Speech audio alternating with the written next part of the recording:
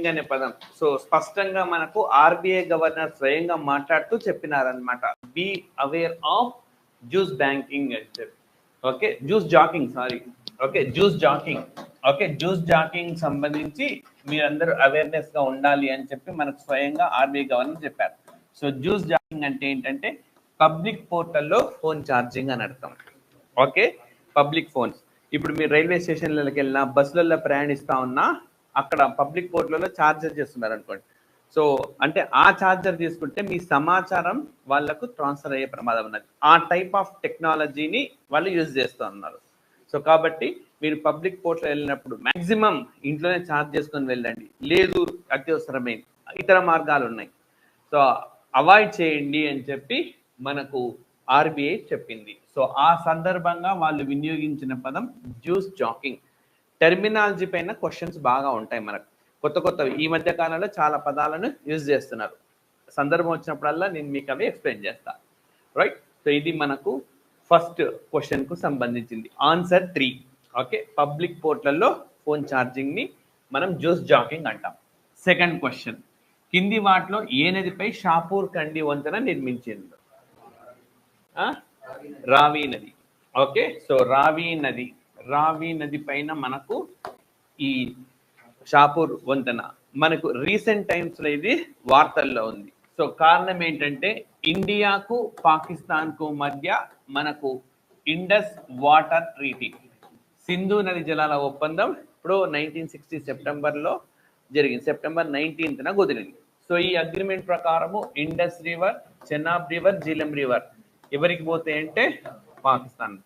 బియాస్, రావి, సట్లెజ్ భారతదేశానికి వస్తాయి.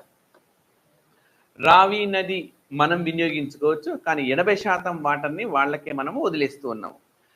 సో కానీ ఈ ఒప్పందాన్ని రివ్యూ చేసుకుందాం రమ్మని చెప్పింది భారత్. అదేవిధంగా ఈ ఒప్పందం కుదిరినప్పుడు మధ్యవర్తి ఎవరంటే వరల్డ్ బ్యాంక్, ప్రపంచ బ్యాంకు మధ్యవర్తిగా ఉండింది, మీడియేటర్ అన్నమాట. వాళ్ళకు కూడా చెప్పినాం, వాళ్ళు కూడా చెప్పినారు, వాళ్ళు కూడా బాగా స్పందించినారు. వాళ్ళు రివ్యూ చేస్తామన్నారు, చట్టం ప్రకారం రివ్యూ చేయాలి రమ్మని అంటే రావట్లేదు. ఇక అందుకని మన వాళ్ళు రావి నదిని పూర్తిగా వినియోగించుకోవాలని చెప్పి నిర్ణయించినారు. దీని పట్ల మళ్ళీ ఇంకొక రూపంలో క్వశ్చన్ రావచ్చు.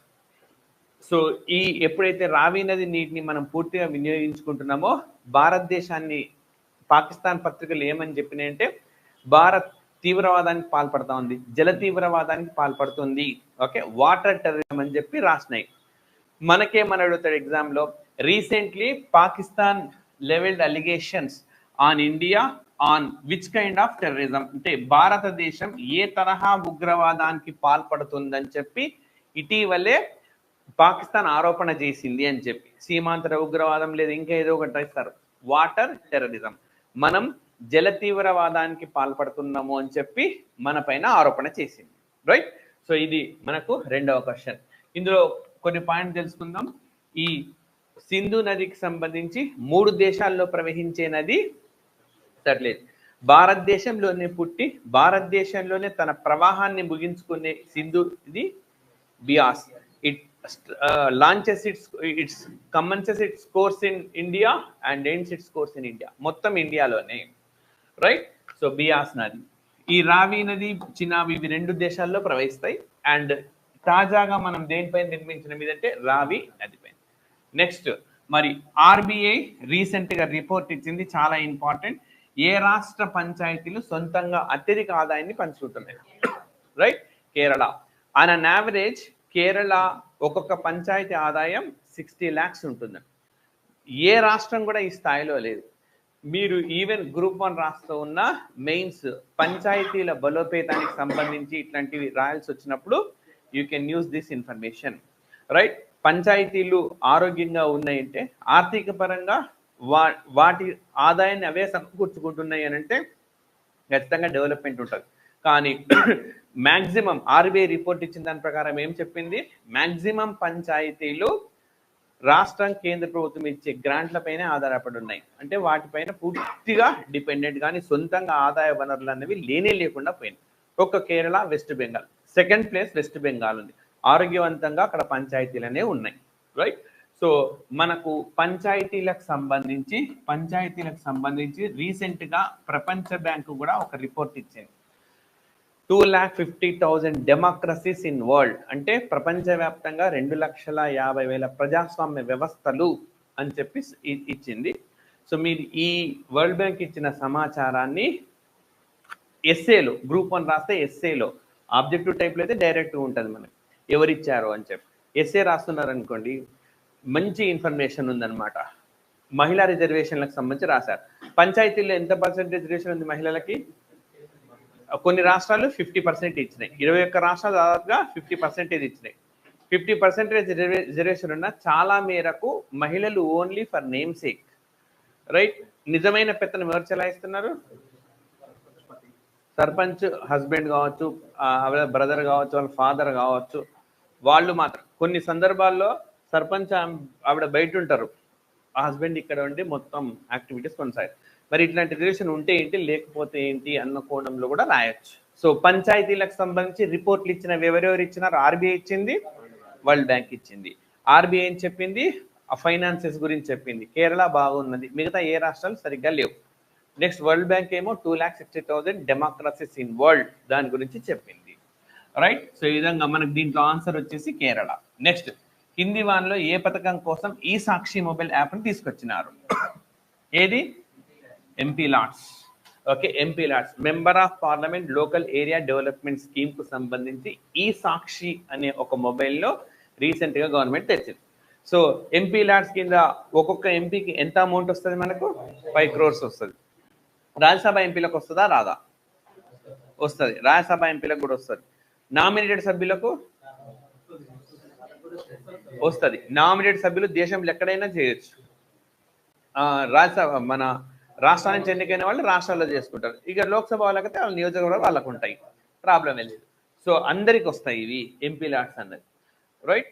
సో ఈ ఎంపీ లాట్స్ ఇంతకుముందు ఎట్లా ఉండిందంటే, ఫర్ ఎగ్జాంపుల్ ఈ నియోజకవర్గంలో ఎంపీ పనిచేయాలి అని అంటే ఆయన డాక్యుమెంటేషన్ ఉంటుంది, ఈ వర్క్ ప్రాజెక్ట్ వర్క్ మొత్తం ప్లాన్కి సంబంధించి అందించి మళ్ళీ అక్కడ ఇచ్చి సెక్రటరీ. ఇప్పుడు ఏం లేవు, డైరెక్ట్గా ఈ యాప్లో అప్లోడ్ చేసేయటమే, ఎంబడే శాంక్షన్స్ వచ్చేస్తే డబ్బు రిలీజ్ అయిపోతుంది. రెండోది ఏంటంటే పని ఎట్లా జరుగుతుంది కూడా డైరెక్ట్గా లైవ్లో చూడొచ్చు యాప్. ఓకే, సో ఇన్ని ఫెసిలిటీస్ని తీసుకొని వచ్చినారు. నెక్స్ట్ ఎంజీఎన్ఆర్ఈజీఏ ఈ సంవత్సరంలో మనకు వార్తల్లో ఉందంటే ఉంది.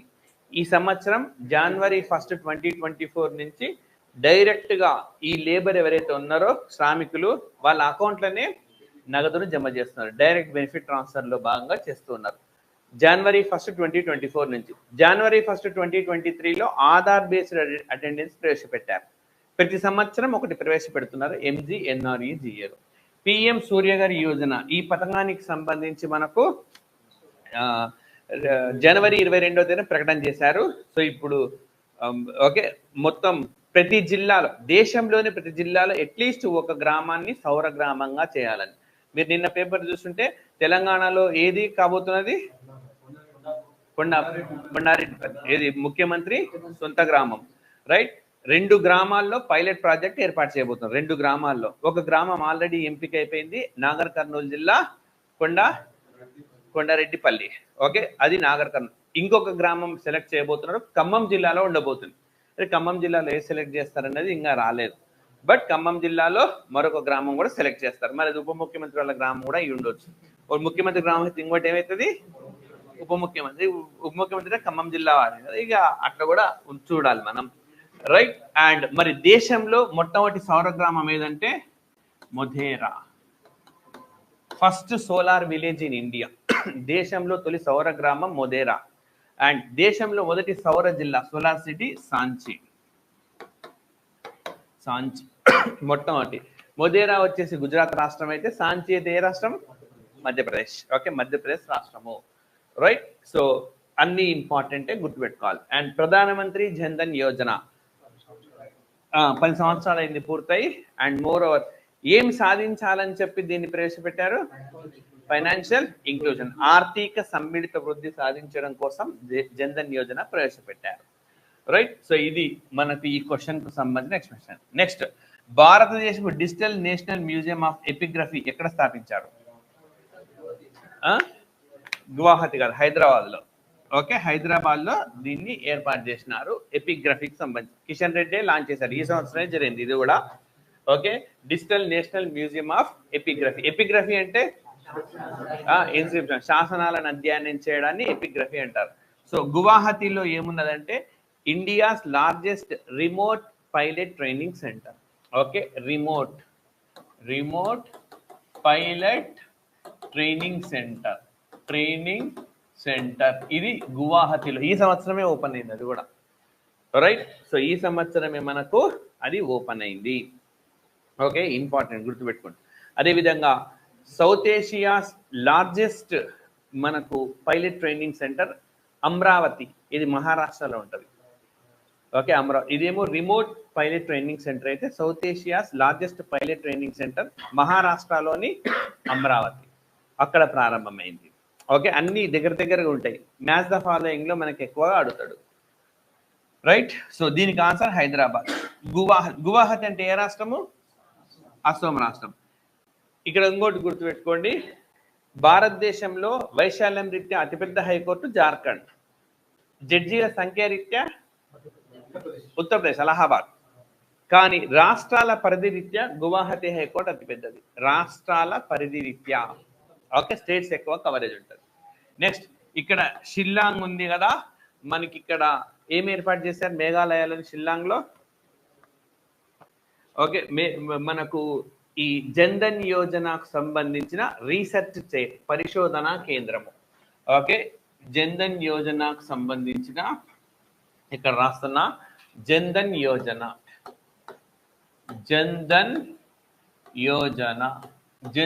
యోజనకు సంబంధించిన పరిశోధనా కేంద్రం రీసెర్చ్ చైర్ ఎక్కడ ఏర్పాటు చేసి డైరెక్ట్ అడుగుతాడు. ప్రధానమంత్రి జన్ధన్ యోజన కాదు. ఓకే, ఇది మనకి 16 మినిస్ట్రీస్ కలిసి ఇంటిగ్రేట్ అయి ఉంటుంది కదా.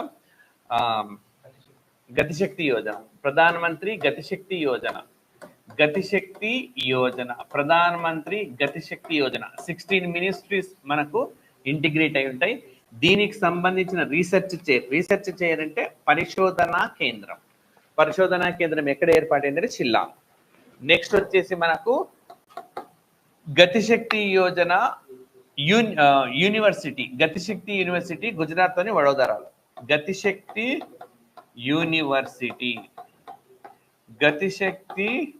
యూనివర్సిటీ ఎక్కడంటే వడోదర. మ్యాచ్ ద ఫాలోయింగ్ లో వస్తాయి. గతిశక్తి యూనివర్సిటీ ఎక్కడ వచ్చింది? Vadodara, Gujarat. Gatishakti research chair Shillong. Right, and next ఇంకొకటి చెప్తా, గతిశక్తి అని వార్తల్లోకి వచ్చింది కాబట్టి ఈ గతిశక్తి స్కీమ్ లో భాగంగా దేశవ్యాప్తంగా 35 మల్టీ మోడల్ లాజిస్టిక్స్ పార్క్ ని ఏర్పాటు చేస్తున్నారు. మల్టీ మోడల్ లాజిస్టిక్స్ పార్క్ 35 వస్తున్నాయి. మొదటిది అస్సాంలో ఏర్పాటు చేశారు. Okay, first multi modal logistics park ఎక్కడ వచ్చిందంటే అస్సాం రాష్ట్రంలో ఇంకా ఏర్పాటు చేస్తా ఉన్నారు. బట్ ఫస్ట్ కాబట్టి గుర్తుని పెట్టుకోవాలి.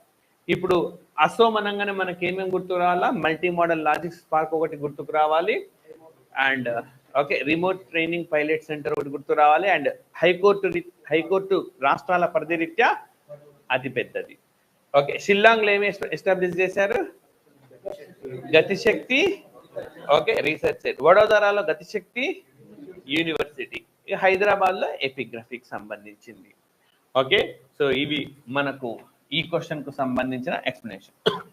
నెక్స్ట్, కింది వాన్లో ఎవరు లోక్పాల్ చైర్పర్సన్ గా కొత్తగా నియామకం అయ్యారు? ఎవరు? అజయ్ మాణిక్ రావు. సో ఈ అపాయింట్మెంట్స్ కు సంబంధించి చట్టబద్ధమైన సంస్థలు కావచ్చు, రాజ్యాంగబద్ధమైన సంస్థలు కావచ్చు, ఈ అపాయింట్మెంట్స్ మనకు బాగా ఇంపార్టెంట్. సో దీనికి ఆన్సర్ వచ్చేసి అజయ్ మాణిక్ రావు. థర్డ్ ఆప్షన్ మనకు అజయ్ మాణిక్ రావు. రైట్, మరి మిగతా వాళ్ళు ఎందుకు వార్త? రితురాజ్ అవస్థి, ఈయన కూడా ఇంపార్టెంటే. 22వ లా కమిషన్ కు చైర్మన్ గా వ్యవహరించినారు. ఇప్పుడు ఈయన ఎక్కడికి వచ్చినాడు? లోక్పాల్ లో సభ్యుడికి వచ్చినాడు. ఈ రాజు కూడా రైట్, లోక్పాల్ కు చైర్మన్ గా మనకు అజయ్ మాణిక్ రావు, కానీ సభ్యులుగా రితురాజ్ అవస్థి, ఎన్ రాజీవ్ వీళ్ళు కూడా వచ్చినారు. ఈయన రాజీవ్ కూడా సభ్యుడే కాదు, ఆయన వేరే. ఓకే, ఆయన పేరు కూడా రాజీవ్, ఈయన వేరే రాజీవ్ చెప్తున్నా. ఈయన గతంలో బ్యాంక్ ఆఫ్ మహారాష్ట్రకి లో పనిచేసినారు. ఆయనను కూడా లోక్పాల్ లో తీసుకొచ్చినారు. Right. So Rituraj Awasthi, N Raju ఇద్దరు సభ్యులు. అజయ్ మాణిక్ రావు ఏమో చైర్మన్ గా ఉంటారు. సో రితురాజ్ అవస్థి 22వ లా కమిషన్ చైర్మన్. 23వ లా కమిషన్ కూడా కాన్స్టిట్యూట్ అయింది. 22వ లా కమిషన్ ఆగస్ట్ 31, 2024 అయిపోయింది. సో అయితే 23వ లా కమిషన్ చైర్మన్ ఇంకా ఎవరిని నియమించలేదు కాబట్టి నియమించడానికి వస్తాం. లా కమిషన్ అనేది చట్టబద్ధమైన సంస్థన, రాజ్యాంగబద్ధ సంస్థన, చట్టబద్ధేతర సంస్థన, లేకపోతే ఇంకా ఏమన్నా అంటే స్టాట్యువరీనా కాదా? ఓకే, స్టాట్యువరీ కాదు. సో చాలా మంది స్టాట్యువరీ అనుకుంటారు కానీ కాదు, చట్టబద్ధమైన సంస్థ కాదు. పార్లమెంట్ చట్టం ప్రకారం ఏర్పాటు చేయలేదు దీన్ని. ఓకే, బాగా గుర్తుంచుకోండి. లా కమిషన్ పైన చాలా మంది తప్పు చేస్తారు. It is a statutory body, constitutional body. Constitutional body option అయితే ఇంప్రూవ్ చేసుకోరు, కానీ చట్టబద్ధమైన సంస్థనే అనుకుంటారు, కానీ చట్టబద్ధమైన సంస్థ కాదు. ఇది ఎగ్జిక్యూటివ్ మాత్రమే, అంటే కార్యనిర్వాహక సంస్థ. ఓకే, కార్యనిర్వాహక సంస్థ, చట్టబద్ధమైన సంస్థ కాదు. ఇది ఏర్పాటు చేయాలన్న చట్టం ఎక్కడా లేదు. కాకపోతే భారతదేశంలో 1835 నుంచి కొనసాగుతుంది. అప్పుడు ఎవరుండే చైర్మన్ గా? మెకాలే. మరి భారత స్వాతంత్రం వచ్చినాక మొదటి చైర్మన్ సెతల్వార్. ఓకే, మొదటి chairman సెతల్వార్. So right. And next Pinakini Chandra Ghose వార్తల్లో ఉన్నాడు. కాళేశ్వరం ప్రాజెక్ట్ కి ఈయన నేతృత్వంలో మనకు విచారణ కమిషన్ ఒకదాన్ని ఏర్పాటు చేసింది. పైగా లోక్పాల్ కు మొట్టమొదట ఆయన నేతృత్వం వహించినారు. సో లోక్పాల్ చట్టం మనకు ఎప్పుడు వచ్చిందంటే 2013లో వచ్చింది. భారతదేశంలో 2013లో చాలా ఇంపార్టెంట్ చట్టాలు అనేవి వచ్చినాయి. Like okay, corporate social responsibility, CSR. ఇప్పుడు నిన్న తెలంగాణ, ఆంధ్రప్రదేశ్ రాష్ట్రాలు మాట్లాడుకున్నాయి. వరదల్లో బాగా అక్కడ ప్రాంతాల్లో నష్టపోయినారు, ఖమ్మం జిల్లాలో కానీ, ఆంధ్రప్రదేశ్లో విజయవాడలో కానీ. కాబట్టి వాళ్ళకి సహాయం చేయడం కోసం సిఎస్ఆర్ ఫండ్స్ని వినియోగించుకోవాలని చెప్పి సూచనప్రాయంగా అనుకున్నారు. సరే, ఎంతవరకు అయితే చూడాలి. ఓకే, కార్పొరేట్ సోషల్ రెస్పాన్సిబిలిటీ 2013లో వచ్చింది. హ్యూమన్ స్కావెంజింగ్ ప్రాహిబిషన్ యాక్ట్, అంటే మనుషులే పారిశుద్ధ్య పనులు తమ చేతులతో చేసే అదైతే అవమానకరంగా ఉంటుంది ఎవరైతే ఆ పని చేస్తారో, ఆ చట్టాన్ని దాన్ని నిషేధిస్తూ చట్టం చేసింది కూడా ఎప్పుడు 2013లోనే. రెండోసారి గ్రూప్ వన్ ప్రిలిమ్స్ లో వచ్చింది ఇది. మూడోది మనకు నేషనల్ ఫుడ్ సెక్యూరిటీ యాక్ట్, జాతీయ ఆహార భద్రతా చట్టం. ఇది 2013లోనే వచ్చింది. ఇప్పుడు ఇది మనం అనుకున్నది రైట్, లోక్పాల్. ఇలా 2013లో కీలకమైన చట్టాలు వచ్చినాయి. ఇప్పుడు 2013 చట్టం ప్రకారము లోక్పాల్ వ్యవస్థను ఏర్పాటు చేసిన, లోకాయుక్త వ్యవస్థను ఏర్పాటు చేసిన తొలి రాష్ట్రం ఏదంటే మహారాష్ట్ర. ఓకే, మహారాష్ట్ర ఏర్పాటు చేసింది. రైట్. సో ఇది మనకు 6th క్వశ్చన్ అన్నమాట. రైట్. నెక్స్ట్, కింది వాన్లో ఈ జాగృతి పోర్టల్ కు సంబంధించింది ఏది అన్నాడు. హైకోర్టులకు సంబంధించిందా, వినియోగదారుల వ్యవహారాల, స్త్రీ శిశు సంక్షేమమా, క్రీడల? వినియోగదారుల వ్యవహారాలు, ఆప్షన్ 2. ఓకే, వినియోగదారుల వ్యవహారాలు, ఈ జాగృతి పోర్టల్. సో ఈ జాగృతి పోర్టల్, ఈ గవర్నెన్స్ అట్లాంటివి ఉన్న చోట మనకు క్వశ్చన్ వస్తాయి. రైట్. ఇప్పుడు ఫర్ ఎగ్జాంపుల్ ఏదో ఒక వస్తువు కొన్నాం, ఏ అనే ఒక వస్తువు కొన్నాం, నాణ్యత ఏదో ప్రాబ్లం ఉన్నది. సో మనం కంప్లైంట్ చేస్తాం. హైదరాబాద్లో కొన్నది, హైదరాబాద్లో కంప్లైంట్ చేస్తా. రైట్. సో ఆ కేసు తొందరగా తేలదు, అట్లాగే ఉండిపోతుంది. ఇప్పుడు ఏం చేశారంటే ఆర్టిఫిషియల్ ఇంటెలిజెన్స్తో పనిచేస్తుంది ఈ జాగృతి అన్నది. కృత్రిమ మీద దేశం మొత్తం అనుసంధానమై ఉంటుంది. ఇప్పుడు ఏ వస్తువు పైన నాకు కంప్లైంట్ ఉంది, ఇదే వస్తువు పైన బెంగళూరులో, ఢిల్లీలో, చెన్నైలో అన్నిట్లో రిపోర్ట్ వచ్చింది అనుకోండి, ఏఐ పట్టేస్తుంది. రైట్. ఈ జాగృతి పోర్టల్ ఆర్టిఫిషియల్ ఇంటెలిజెన్స్తో అనుసంధానమై ఉన్నది, పట్టేస్తుంది. ఈ ఏఐ అనే వస్తువు పైన ఇన్ని నగరాల్లో కంప్లైంట్స్ వచ్చినాయి అంటే ఏదో తేడా ఉన్నది ప్రోడక్ట్లో అని చెప్పి ఎంబడే మొత్తం అంతా కలిపి విచారణ చేస్తారు. ఎంబడే కేసులు డిస్పోజ్ అయిపోతాయి. ఈ విధంగా రైట్, వినియోగదారుల కోర్టుల్లో వేగం పెంచడానికి, కేసుల సంఖ్య తగ్గించడానికి బాగా ఉపయోగపడే ఒక ఆర్టిఫిషియల్ ఇంటెలిజెన్స్ పోర్టల్ అన్నమాట ఇది. ఓకే. సో వినియోగదారులకు సంబంధించింది. ఈ హైకోర్టులకు సంబంధించింది కూడా ఢిల్లీ హైకోర్టు, భారతదేశంలో ఢిల్లీ హైకోర్టు కృత్రిమ మేధాను ఉపయోగించబోతున్న మొదటి హైకోర్టుగా ఘనత దక్కించుకున్నది. First high court in India to use artificial intelligence. ఎందుకనంటే ఎగ్జాంపుల్ ఇప్పుడు ఒక కేసు వచ్చింది అనుకోండి, ఎందుకు వాయిదా వేస్తారు జడ్జి అంటే గతంలో ఇలాంటి కేసులు ఏమైనా వచ్చినాయా, అప్పుడు ఏం జడ్జిమెంట్ ఇచ్చినారు, ఇవన్నీ వాళ్ళు చదువుకోవాలి. రెఫరెన్స్ కోసం వాయిదా వేస్తారు. వాయిదాలు పెండింగ్ అయిపోతా ఉన్నాయి కేసులు. అప్పటి వరకు ఆయనకి ఇంకా కేసులు పెరిగితే అది చదవడు, మళ్ళీ వాయిదా వేస్తాడు. ప్రాబ్లం. ఇప్పుడు ఏం చేస్తున్నారు, ఆర్టిఫిషియల్ ఇంటెలిజెన్స్ యూజ్ చేస్తే ఒక కేసు వచ్చింది అనుకోండి, ఇది కేసు ఫలాని టీఎస్పీఎస్సీలో క్వశ్చన్లు తప్పు, జీవో నంబర్ 29. గతంలో మీకు అవసరమే చెప్తా ఉన్నా, రైట్? మొత్తం గతంలో ఇలాంటి కేసులు ఏమైనా వచ్చినాయా, ఏం జడ్జిమెంట్లు వచ్చినాయి, క్లియర్గా ఏఐ మనకు ముందు పెట్టేస్తారు. జడ్జి గారు అవి రెఫర్ చేసి జడ్జిమెంట్ ఇచ్చేస్తారు.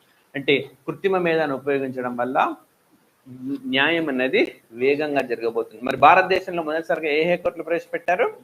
ఢిల్లీ హైకోర్టు. గ్రూప్ 1 మెయిన్స్ రాసినా కూడా ఏఐ అనేది లేకుండా క్వశ్చన్ పేపర్ ఉండదు. ఈ గ్రూప్ 2 రాస్తున్న మీరు అందరు గ్రూప్ 1 క్వాలిఫై అయిన వాళ్ళే గ్రూప్ 1 మెయిన్స్ కూడా రాస్తారు కదా. ఊరికి పోయి వచ్చేదానికంటే ఏదో ఒకటి అథెంటిక్గా రాసండి. ఏఐ పైన బోలెడు సమాచారం కంపల్సరీ వస్తుంది. ఎమర్జింగ్ సైన్స్ అండ్ టెక్నాలజీలో భాగంగానో, సైన్స్ అండ్ టెక్నాలజీలోనో ఏఐ లేకుండా క్వశ్చన్ పేపర్ ఉండదు. సో బాగా ఇంపార్టెంట్ అనమాట. ఓకే, సో ఇది మనకు. ఓకే, నెక్స్ట్ క్వశ్చన్ వచ్చేసి టీవీ సోమనాథన్ నేతృత్వంలో భారత ప్రభుత్వం ఒక కమిటీని నియమించింది. దాని ఉద్దేశం ఏంటి? ఏకీకృత కేవైసీ, ఐటీ అధ్యయనం, జాతీయ ఆదాయం యొక్క ఆధార సంవత్సరం, అది మూల సంవత్సరం వస్తుంది, బట్ ఎనీవే అది కూడా కరెక్టే. నెక్స్ట్ పశ్చిమ కనుమల అధ్యయనం, ఏది answer? KYC. Okay, so uniform KYC. KYC అంటే నో యువర్ కస్టమర్ అని అర్థం. సో ఇప్పుడు మనం బ్యాంకులో కేవైసీ చేయాలి, ఏదైనా ఇన్సూరెన్స్ చేయించుకున్నా కేవైసీ, సేమ్ మార్కెట్లో ఇన్వెస్ట్ చేద్దామని ఎక్కడ పోయినా కేవైసీ అయితే చేయాల్సి ఉంటుంది. సో ఇప్పుడు ఉద్దేశం ఏంటంటే ఒక దగ్గర మీరు కేవైసీ చేసి అండ్ దాన్ని you can use anywhere in India. ఇప్పుడు 2 బ్యాంకులలో పోయినా మళ్ళీ కేవైసీ నింపాలా. ఇప్పుడు ఒక బ్యాంకులో ఉంది, మీకు అకౌంట్ ఉంది, రేపు పొద్దున మీకు గ్రూప్ 1 గ్రూప్ 2 రాగానే శాలరీ చేతికి ఏమి ఇయ్యరు కదా బ్యాంకులో. ఆ గవర్నమెంట్ ఒక పర్టికులర్ బ్రాంచ్లో వాళ్ళకు ఉంటుంది, మళ్ళీ అక్కడ పోయి మళ్ళీ కేవైసీ. ట్రాన్స్ఫర్ అయితే మళ్ళీ ఇంకొక దగ్గర పోయి ఇంకా కేవైసీ. ఓకే, గ్రూప్ 2 రాశారు, గ్రూప్ 2 కొట్టారు, అప్పుడు బ్యాంక్ అకౌంట్ ఓపెన్ శాలరీ పడుతుంది, మళ్ళీ గ్రూప్ 1 వచ్చింది, గ్రూప్ 1 జాయిన్ కావాలి, మళ్ళీ అప్పుడు ఇంకొక బ్యాంక్. ఇట్లా మార్చకుండా ఒకే చోట యూనిఫామ్ కేవైసీ అన్నమాట. ఏ విధంగా యూనిఫామ్ కేవైసీ తీసుకురావాలని చెప్పి భారత ప్రభుత్వం కమిటీని ఏర్పాటు చేసింది. ఎవరి నేతృత్వంలో? సోమనాథన్. ఐఐటీలపై అధ్యయనానికి రాధాకృష్ణన్ కమిటీని ఏర్పాటు చేసింది, రిపోర్ట్ కూడా ఇచ్చేసింది. ఓకే, ఐఐటీల అధ్యయనానికి సంబంధించి మనకు ఓకే రాధాకృష్ణ కమిటీ ఏర్పాటై రిపోర్ట్ కూడా ఇచ్చింది. వీళ్ళు చాలా సూచనలు కూడా చేశారు. ఐఐటీలో ప్రపంచానికి అవసరం అవుతున్న ట్రెండ్ కోర్సులను ఎప్పటికప్పుడు ప్రవేశపెట్టడం, అన్ని ఐఐటీలకు కలిపి యూనిఫామ్ సిలబస్ ఉండేలా జాగ్రత్త పడడం, అన్నిటికీ ఒకేసారి ఎగ్జామ్ ఉండేలా చూడడం, ఇలాంటి జాగ్రత్తలు తీసుకోవాలని చెప్పి రాధాకృష్ణన్ కమిటీ ఓకే సూచించింది మనకు. రైట్, నెక్స్ట్ జాతీయ ఆదాయం, నేషనల్ ఇన్కమ్. ఇప్పుడు ప్రస్తుతం మన బేస్ ఇయర్ అంటే ఆధార సంవత్సరం ఏమున్నది? 2011-12. దీన్ని మార్చాలి అన్నది ప్రస్తావన. 2020-21కు మార్చాలి. మరి ఇదేనా ఇంకా వేరే సంవత్సరంకి వెళ్ళాలా? ఇదే సంవత్సరం ఎందుకు ఎంపిక చేసుకోవాలి? అన్ని విషయాలను తెలుసుకోవడం కోసం 26 మందితో ఒక కమిటీని ఏర్పాటు చేసింది. విశ్వనాథ్ గోల్డర్ అని చెప్పి ఆయన నేతృత్వం ఇస్తున్నారు. విశ్వనాథ్ ఓకే విశ్వనాథ్ గోల్డర్ అనే అతను నేతృత్వం వహిస్తున్నాడు. సో జాతీయ ఆదాయానికి సంబంధించిన ఆధార సంవత్సరాన్ని మార్చేందుకు ఎవరి నేతృత్వంలో కమిటీ ఏర్పాటైందంటే విశ్వనాథ్ గోల్డర్ నేతృత్వంలో కమిటీ ఏర్పాటైంది. పశ్చిమ కనుమలపై అధ్యయనం ఇప్పుడు కొత్తగా ఏమి ఏర్పాటు చేయలేదు, బట్ 2011లో మాధవన్ గాడ్గిల్, 2014లో కస్తూరి రంగన్, 2 కమిటీలు సార్ వచ్చే అవకాశం ఉన్నది. ఎందుకనంటే మనకు ఈ వయనాడులో పెద్ద విపత్తి సంభవించి తీవ్ర స్థాయిలో ఇబ్బందులు పడ్డాం కాబట్టి క్వశ్చన్ అడిగే అవకాశం ఉన్నది. 2011లో మాధవన్ గాడ్గిల్ అండ్ 2014లో కస్తూరి రంగన్. అండ్ అంతేకాదు వీళ్ళు ఓకే 37% మేర ఏదో డిక్లేర్ చేయమన్నారు. సో సెన్సిటివ్ జోన్ గా డిక్లేర్ చేయమన్నారు. ఇప్పుడు కేంద్ర ప్రభుత్వం నోటిఫికేషన్ జారీ చేసింది. ఎప్పటి నుంచో గవర్నమెంట్ చెప్తా ఉంది, యూనియన్ గవర్నమెంట్ డిక్లేర్ చేయండి అని చెప్పి. కానీ రాష్ట్ర ప్రభుత్వాలే టూరిజం దెబ్బతింటుంది, ఆదాయం కోల్పోతామని తాసారం చేస్తున్నాయి. కానీ ఇప్పుడు సెంట్రల్ గవర్నమెంట్ కంపల్సరీ చేసింది. సో ఇది కూడా వయనాడ్ విషయంలో వార్తల్లో ఉన్నది కాబట్టి గుర్తుపెట్టుకోవాలి. వయనాడ్ మనకు లాస్ట్ ఇయర్ కూడా వార్తల్లో ఉన్నది. వయనాడ్కి ఒక ప్రత్యేకత ఉంది, జిల్లాకు చెప్తున్నది. ఏంది ఆ జిల్లా అనంటే కాదు కాదు, అది వేరే. ఓకే, అది ఆ రాష్ట్ర ముఖ్యమంత్రి నియోజకవర్గం. వయనాడ్ ఎందుకు వార్తల్లో ఉందంటే, ఇప్పుడు ఏ జిల్లాలో అయినా గిరిజనులు ఉండొచ్చు, గిరిజనులకు కూడా కొన్ని కార్డ్స్ వస్తాయి. ఆధార్ కార్డ్ అందరికి వస్తుంది, పాన్ కార్డ్ అందరికి వస్తుంది, ఇవి కాక ఓటర్ కార్డ్ వస్తుంది 18 years దాటితే. ఇవి కాకుండా వాళ్ళు రకరకాల పథకాలు ఇస్తుంది గవర్నమెంట్. సో ప్రతి అర్హుడికి ఎన్ని కార్డులు ఇవ్వాలో అన్ని కార్డులు ఇచ్చిన ఏకైక జిల్లా భారతదేశంలో ఇప్పటి వరకు ఒకటే జిల్లా. రేపొద్దున ఇంకొక జిల్లా సాధిస్తే then it becomes first district in India. So ఏంటి అని అంటే గిరిజనులకు మాత్రమే, వయనాడ్ జిల్లాలో ఉండే గిరిజనులకు తమ అర్హత మేరకు అన్ని రకాల కార్డులు అందించినారు. ఆల్ ట్రైబ్స్కి 18 years దాటిన ప్రతి ఒక్కరికి ఓటర్ వచ్చింది. ఆధార్ ఎవరికైనా వచ్చేస్తుంది, ఏజ్ సంబంధం లేదు. Pan card, right. ఇవి కాక కేంద్రం అమలు చేసే పథకాలు, రాష్ట్ర ప్రభుత్వం అమలు చేసే పథకాలు, ప్రతి కార్డు ఇచ్చినారు. This is the first district in India to achieve this land mark, right. Wayanad అనగానే ఇది కూడా గుర్తుకు రావాలి. ఇప్పుడు కాదు కానీ 17వ లోక్సభకు రాహుల్ గాంధీ ఏ నియోజకవర్గం నుంచి ప్రాతినిధ్యం వహించాడు? వయనాడ్, రైట్. వయనాడ్ నుంచి ఆయన ప్రాతినిధ్యం వహించారు. ఓకే, సో ఒకసారి డిస్క్వాలిఫై కూడా అయినారు ఆయన. ఓకే, సో డిఫమేషన్ కేసులో ఆయన, కాకపోతే సుప్రీంకోర్టు స్టే ఇచ్చింది, ఇవాళ లోక్సభ కూడా రద్దు అయిపోయింది. నెక్స్ట్, ఢిల్లీ హైకోర్టు తీర్పు ప్రకారము చట్టం సెక్షన్ 24 ప్రకారం ఆర్టీఐ కింద సమాచారాన్ని బహిర్గతం చేయడం నుంచి కింది వాటిలో దేనికి పూర్తిగా మినహాయింపులు ఓకే లేదు అంటే మీకు సిబిఐ. Okay, CBI. సో మామూలుగా ఏంటంటే రైట్ టు ఇన్ఫర్మేషన్ యాక్ట్ ప్రకారం మనం అప్లికేషన్ ఫామ్ పెట్టుకుంటే వాళ్ళు ఇన్ఫర్మేషన్ ఇవ్వాలి. అయితే కొన్నిటికి ఎగ్జామ్షన్ ఉంటుంది. డిఫెన్స్ మినిస్ట్రీలో నువ్వు అంత సమాచారం సేకరించలేవు వాళ్ళు, ఎందుకంటే మన రక్షణ రహస్యాలు బయటికి వెళ్తే మన దేశానికి ముప్పు, అందుకని అన్ని ఇవ్వరు. కానీ సిబిఐ కూడా కొంత సమాచారం ఇవ్వలేకపోతే కోర్టుకు వెళ్ళారు కొంతమంది. అప్పుడు కోర్టు ఏం చెప్పింది, సిబిఐ నీకు ఫుల్ ఎగ్జామ్షన్ ఉండదు, నువ్వు కొంత సమాచారం ఇవ్వాల్సిందే అని చెప్పింది. పూర్తి మినహాయింపు లేదు అని చెప్పింది. So Delhi high court. ఇప్పుడే ఢిల్లీ హైకోర్టు రావడం మనకు రెండోసారి ఏఐ కూడా వినియోగిస్తున్నది. సో ఇది తీర్పునిచ్చింది. నెక్స్ట్, మరి రీసెంట్గా ఏ వ్యవస్థకు ఆర్టీఐ నుంచి పూర్తి మినహాయింపు ఇచ్చారంటే సెర్ట్. ఓకే, సెర్ట్ సహకార సంఘానికి కూడా సెర్ట్కు మినహాయింపునిచ్చారు. సిఈఆర్టీ. సెర్ట్ అంటే computer emergency response team. So ఇది కూడా ఒక రకంగా చేయాలంటే దేశ భద్రత కోసం పనిచేస్తున్న వ్యవస్థ. కంప్యూటర్ ఎమర్జెన్సీ రెస్పాన్స్ టీమ్ అనేది దేశ భద్రత కోసమే పనిచేస్తుంది. మామూలుగా అయితే సైనికులు సరిహద్దులో ఉండి పనిచేస్తారు, వీళ్ళు కంప్యూటర్ ల్యాబ్లలో ఉండి పనిచేస్తారు. ఎందుకంటే ఒక్కసారి మన కంప్యూటర్ వ్యవస్థలోకి వైరస్ చొరబడింది అంటే మొత్తం బ్యాంకింగ్ సిస్టంలోకి ప్రవేశించి మొత్తం బ్యాంకింగ్ సిస్టమ్ కొలాప్స్ అవుతుంది. ఇస్రోలోకి ప్రవేశించింది అనుకోండి, ఇస్రో సిస్టమ్ అన్ని కొలాప్స్ అవుతాయి. అట్లా రాకుండా వీళ్ళు చూస్తున్నారంటే దాదాపు సైనికులు చేసిన పని వీళ్ళు కూడా చేస్తారు. కాబట్టి మరి ఇది ఏ ఆపరేటింగ్ సిస్టమ్ వాడుతుంది, ఇది ఏ ప్రోగ్రామింగ్ వాడుతుంది తెలియకూడదు. ఎవడన్నా ఆర్టీఐ కింద అప్లై చేస్తే చెప్పేస్తే మొత్తం పోతుంది. అందుకని దీనికి కూడా మినహాయింపు ఇచ్చారు. సహకార రంగానికి కూడా మినహాయింపుని ఇచ్చినారు, రైట్. సివిసి అంటే central vigilance commission. CBI, CVC ఈ రెండు కూడా ఒక కమిటీ సూచన మేరకు ఏర్పడ్డాయి. ఏందా కమిటీ? సంతానం. ఓకే, సంతానం కమిటీ సూచన మేరకు సిబిఐ, సివిసి అనేవి మనకు ఏర్పడ్డాయి, రైట్. నెక్స్ట్ 10వ క్వశ్చన్ అన్నది కింది వానిలో ఓకే సరైన సమాధానం ఎంచుకుంటున్నాడు. కన్షాల మహారాష్ట్రలో ఏర్పాటు చేశారని రావాలి. అండ్ తమిళనాడులో టాటా సంస్థ జంతువుల కోసం ఒక చిన్న ఆసుపత్రిని నిర్మించింది అన్నాడు. సో మరి ఏది కరెక్ట్ దీంట్లో? ఏది కరెక్ట్? ఓకే, సో ఇందులో ఏది సరికాదు, right. So first of all కన్షాల అనేది తమిళనాడులో వచ్చింది. ఓకే, తమిళనాడులో వచ్చింది. యాక్చువల్గా మీకు పాఠశాలలో శాల తీసుకున్నాడు, పాఠశాలలో శాల అంటే స్కూల్. క్యాన్సర్లో క్యాన్ తీసుకున్నాడు. సో ఇది క్యాన్శాల. ఓకే, క్యాన్శాల అంటే రైట్. కొంతమంది చిన్నపిల్లలు దురదృష్టవశాత్తు క్యాన్సర్తో బాధపడతా ఉన్నారు. మరి వాళ్ళు రెగ్యులర్ స్కూల్కి వెళ్తే ప్రాబ్లం అనమాట. ఇతర పిల్లలు కానీ వీళ్ళకి ట్రీట్మెంట్ కూడా జరుగుతూ ఉండాలి రెగ్యులర్గా. మామూలు స్కూల్కి వెళ్తే ప్రాబ్లం. అందుకని ఈ పిల్లలకు సపరేట్గా తీసుకొచ్చినారు. వాళ్ళకి ట్రీట్మెంట్ ఉంటుంది, ఉత్సాహంగా ఉండడం కోసం, వాళ్ళకి ఇబ్బంది లేకుండా చూసుకుంటారు. భారతదేశంలో మొట్టమొదటిసారిగా క్యాన్సర్తో బాధపడుతున్న విద్యార్థుల కోసం ప్రత్యేకంగా పాఠశాల ప్రారంభించిన రాష్ట్రం ఏదంటే తమిళనాడు. నెక్స్ట్ వచ్చేసి టాటా సంస్థ మనకు జంతువుల కోసం ఆసుపత్రిని మహారాష్ట్ర ముంబైలో ఏర్పాటు చేసింది, ఒక చిన్న ఆసుపత్రి అన్నమాట. ఎక్కడ ఏర్పాటు చేసిందంటే ముంబై, రైట్. రిలయన్స్ సంస్థ అయితే గుజరాత్లో జంతువుల కోసం జామ్నగర్లో ఒకటి ఏర్పాటు చేసింది.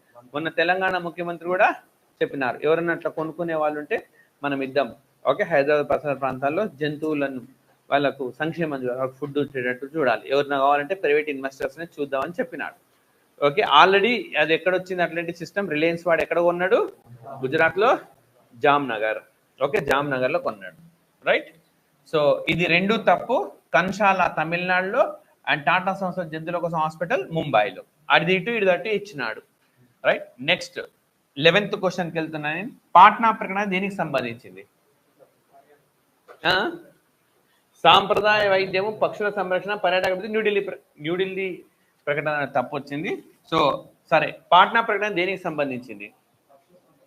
పక్షుల సంరక్షణకు సంబంధించింది. రీసెంట్గా జరిగింది, ఈ సంవత్సరమే మనకు పాట్నాలో వలస పక్షులు అండ్ ఇతర పక్షులు వీటన్నిటిని సంరక్షించడం కోసం ఏం చేయాలి అని చెప్పి చర్చ జరిగింది. అల్టిమేట్గా ఏం చెప్పారు, వలస పక్షులను కూడా రక్షించేలా వాటి ఓకే ఆవాసాలు ఏవైతే ఉంటాయో అక్కడ ఎలాంటి కమర్షియల్ యాక్టివిటీస్ చేయకూడదు, వాటిని రక్షించేందుకు అవసరమైన అన్ని చర్యలు అన్ని దేశాలు తీసుకోవాలని చెప్పినాయి. మన దేశాన్ని కూడా కొల్లేరుకు వస్తాయి ఒకనొక సీజన్లో, ఆర్కిటిక్ నుంచి వస్తాయి పక్షులు, సైబీరియా నుంచి వస్తాయి. మరి వాటిని రక్షించాల్సిన ఓకే అని చెప్పి పాట్నా డిక్లరేషన్ ప్రకటించింది, రైట్. సాంప్రదాయ వైద్యం అంటే global centre for traditional medicine. మరి ఈ సాంప్రదాయ వైద్యానికి సంబంధించి సమావేశం మనకు గుజరాత్లో జరిగింది, సమావేశం గాంధీనగర్లో. కాబట్టి దీన్ని గుజరాత్ డిక్లరేషన్ అంటారు. గుజరాత్ డిక్లరేషన్ దేనికి సంబంధించింది అన్నాడు అనుకోండి, గుజరాత్ ప్రకటన దేనికి సంబంధించింది అంటే అప్పుడు మీరు సాంప్రదాయ వైద్యానికి సంబంధించింది, okay, related to traditional medicine, okay, related to traditional medicine. అది కూడా ఈ సంవత్సరం జరిగింది, సంవత్సరం లోపే, కాబట్టి గుర్తు పెట్టుకోవాల్సిందే. నెక్స్ట్ పర్యాటక అభివృద్ధి. సో పర్యాటక అభివృద్ధికి సంబంధించి ఊరికే గుర్తుపెట్టుకోండి ధర్మశాల డిక్లరేషన్. ఎందుకంటే ఇది మనకు 2022లో జరిగింది, ఓకే. హిమాచల్ ప్రదేశ్లోని ధర్మశాలలో మనకి సమావేశం జరిగింది. దీన్ని ఏమంటామంటే మనం ధర్మశాల డిక్లరేషన్ అంటాం. ధర్మశాల డిక్లరేషన్ హిమాచల్ ప్రదేశ్లో జరిగింది మనకు, రైట్. సో 2022లో దాంట్లో లక్ష్యాలు 2 మాత్రమే గుర్తుపెట్టుకోండి. ఒకటి ఏంటంటే 2020-21 మొత్తం కరోనా ఇబ్బందులు ఎదుర్కొన్నాం.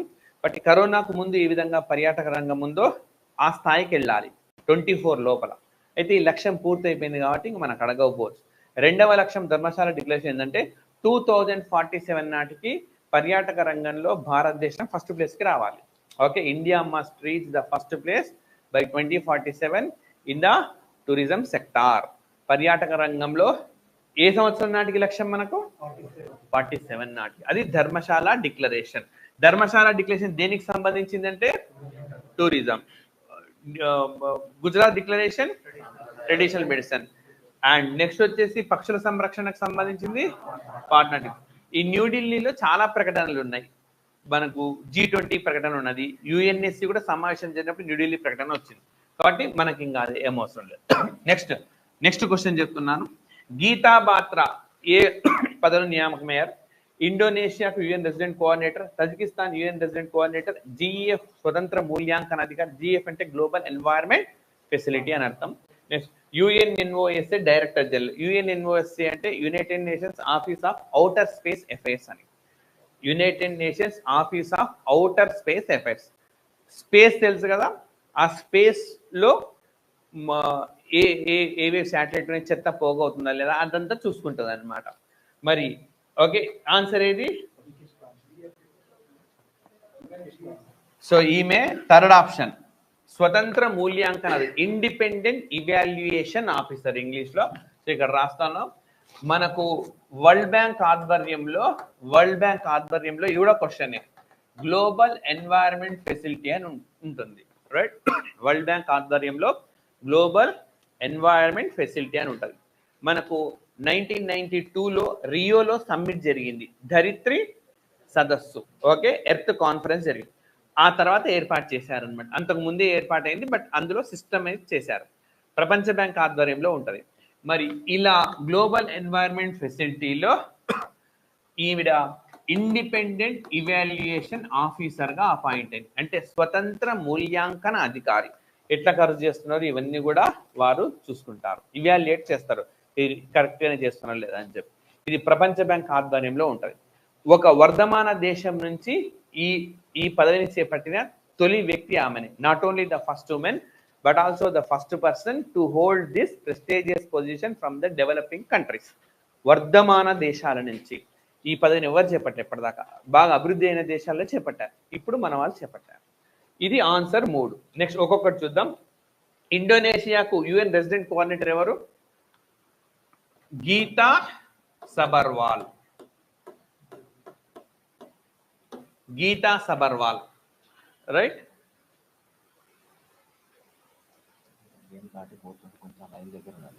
సరే, సో గీతా సబర్వాల్ అన్నమాట. గీతా సబర్వాల్, రైట్? అండ్ తజికిస్తాన్ కి యుఎన్ రెసిడెంట్ కోఆర్డినేటర్ ఎవరు అని అంటే Radhaswami Parvati.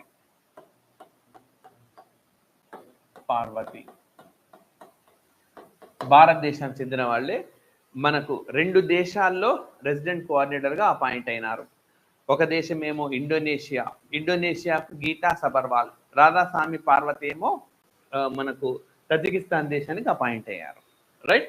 Next UNOOSA, United Nations Office of Outer Space affairs, right? So దీనికి ఇప్పుడు డైరెక్టర్ జనరల్ గా భారత సంతతికి చెందిన వ్యక్తి నియామకమయ్యారు. అంటే ఆర్తి హొల్లా మొయిని. ఆ మహిళ పేరు ఏం పేరంటే ఆర్తి హొల్లా మొయిని.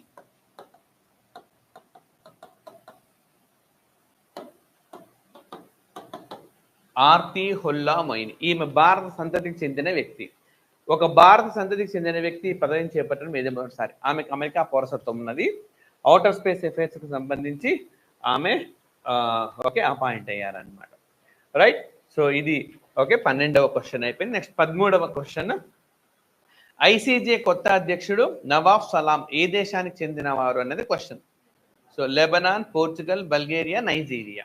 సో ఏ దేశం అయినా లెబనాన్. సో ఐసీజే అంటే ఇంటర్నేషనల్ కోర్ట్ ఆఫ్ జస్టిస్.